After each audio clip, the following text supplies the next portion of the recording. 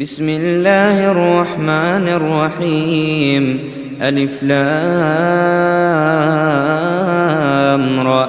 تلك آيات الكتاب وقرآن مبين. ربما يود الذين كفروا لو كانوا مسلمين. ذرهم يأكلوا ويتمتعوا ويلههم الأمل فسوف يعلمون. وما أهلكنا من قرية إلا ولها كتاب معلوم. ما تسبق من أمة أجلها